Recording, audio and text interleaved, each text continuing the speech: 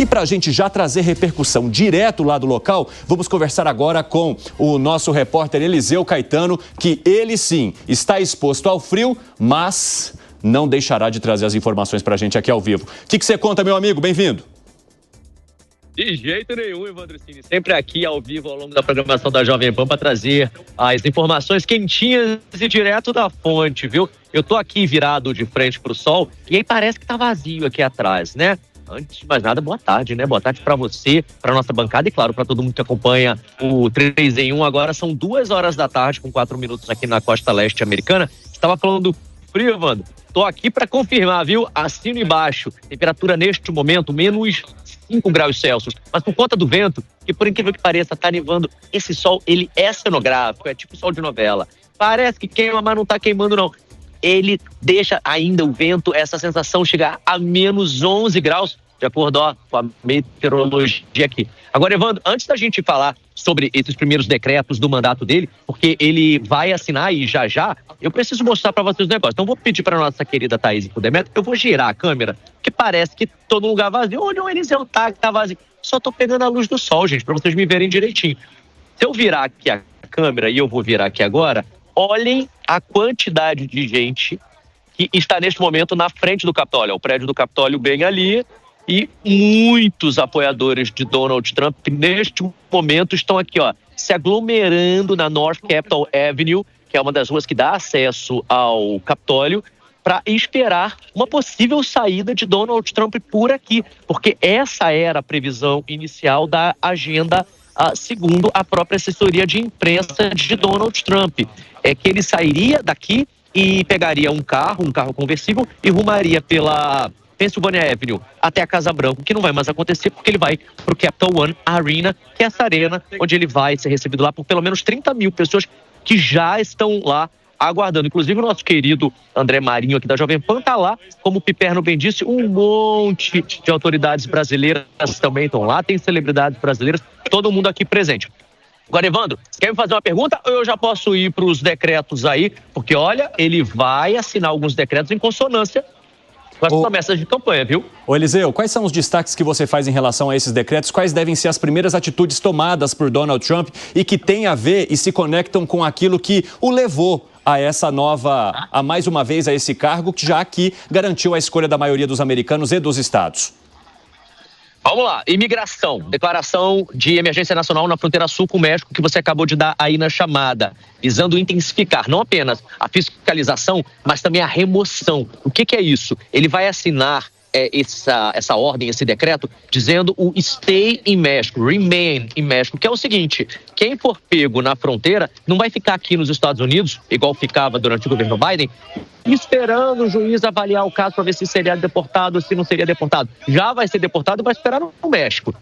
Se for aprovado o asilo, entra no país. Se não for, volta para o seu país de origem. Além disso, tem aquele plano, né, do Trump de deportar milhões de imigrantes em situação irregular. Há cerca de 14 milhões de imigrantes indocumentados nos Estados Unidos. Só para a gente ter um efeito de comparação, Cine, Portugal, o país europeu, tem 11 milhões de habitantes, ou seja, é muito maior do que Portugal inteira, né?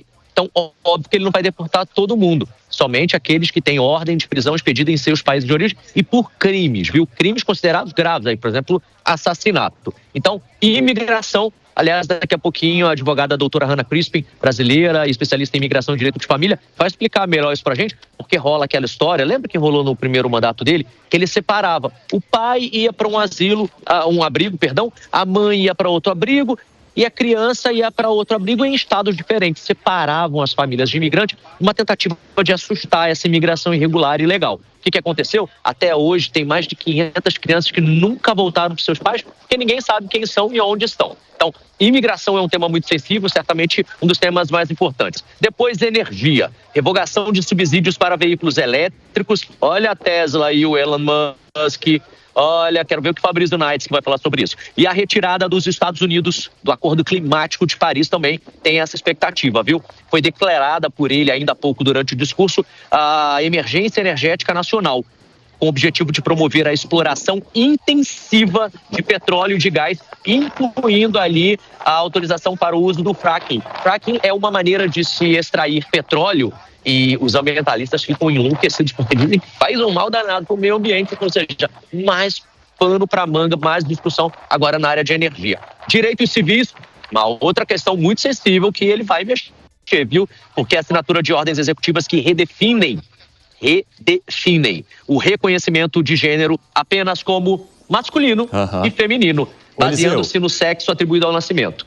Rapidamente, eu já vou voltar contigo porque eu quero já jogar isso aqui para a opinião dos nossos amigos. A questão relacionada à energia e à exploração de petróleo nos Estados Unidos, inclusive com a derrubada de algumas leis e decretos importantes relacionados ao meio ambiente. Alan Gani, como é que você vê essa nova política que é anunciada por Donald Trump e de que maneira que isso deve mexer com a estrutura de um país que estava numa política completamente oposta aplicada pelo Partido Democrata? Olha, esse tipo de política, Evandro, evidentemente traz um barateamento do processo produtivo. Então, isso, por um lado, traz aí possíveis consequências ao meio ambiente. Existe toda essa discussão relacionada ao aquecimento global, mas, por outro lado, do ponto de vista econômico, a utilização de combustíveis fósseis é muito mais barato e isso a população acaba sentindo no bolso. Fala, Piperno. Sem dúvida, né? A utilização de combustíveis fósseis deve mexer de novo com toda a cadeia produtiva de combustíveis no mundo. A Europa, por exemplo, em alguns países, já avalia a possibilidade de rever algumas limitações, algumas proibições ao uso de combustíveis fósseis, por exemplo, nos carros após 2035. Isso, por tabela, Evandro e amigos, sem dúvida nenhuma vai impactar os debates aqui no Brasil que dizem respeito à exploração ou não da margem equatorial. Fala, Segre, como é que você avalia já essa decisão de Donald Trump relacionada à questão ambiental e à exploração de petróleo no país? Evandro, Trump assume com o queijo e a faca na mão. Ele tem maioria nas duas câmaras, ele tem apoio popular, ele tem maioria em termos de quantidade de votos e quantidade de delegados. Então, ele vai fazer tudo o que prometeu e eu acredito que mais um pouco. E fica muito claro que Estados Unidos não vai prover nenhum dinheiro em questões de essa guerra climática que o governo Biden promovia. E isso pode deixar o Brasil numa situação bem diferente da que temos hoje, pelo menos até a assunção de Trump.